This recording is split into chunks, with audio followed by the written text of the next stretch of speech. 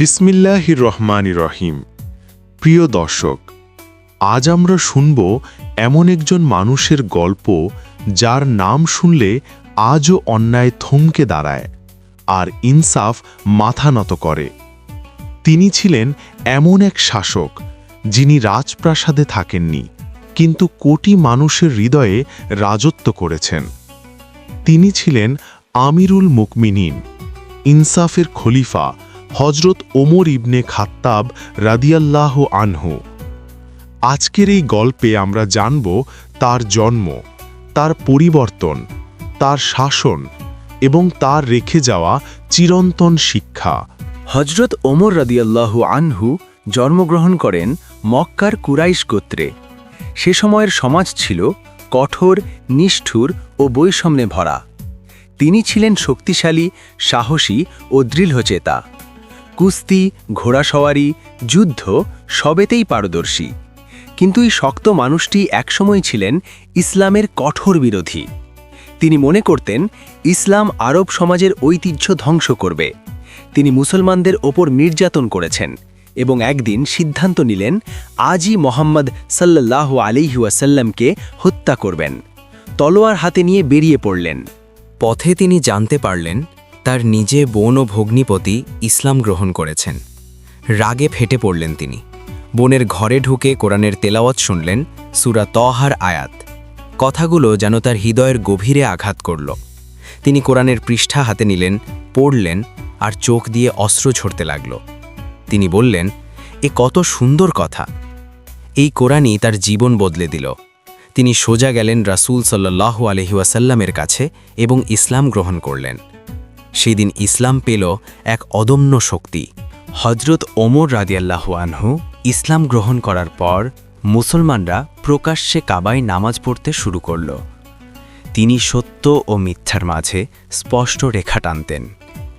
এই জন্য রাসূল সাল্লাল্লাহু আলাইহি ওয়াসাল্লাম তাকে উপাধি দেন আল ফারুক। রাসূল সাল্লাল্লাহু আলাইহি ওয়াসাল্লাম বলেছেন, ওমর যে পথে হাঁটে, শয়তান সে পথ ছেড়ে অন্য পথে চলে যায়। এটা কোনো রূপক কথা নয়, এটা তার ঈমানের শক্তির প্রমাণ। হজরত আবু বকর রাজিয়াল্লাহু আনহু এর ইন্তেকালের পর হজরত ওমর রাজিয়াল্লাহু আনহু খলিফা নিযুক্ত হন। তিনি বলেছিলেন, আমি যদি সঠিক থাকি আমাকে সাহায্য করবে, আর ভুল করলে আমাকে ঠিক করে দেবে। তার শাসনামলে বিচারক স্বাধীন ছিলেন, ধনী গরিব সমান ছিল, খলিফাও আইনের ঊর্ধ্বে ছিলেন না। তিনি নিজেই নিজেকে জবাবদিহির আওতায় রাখতেন। এই কারণেই ইতিহাস তাকে বলে ইনসাফের খলিফা।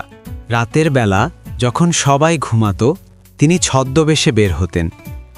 এক রাতে তিনি দেখলেন এক মা হাঁড়িতে শুধু পানি ফুটাচ্ছেন আর শিশুরা ক্ষুধায় কাঁদছে।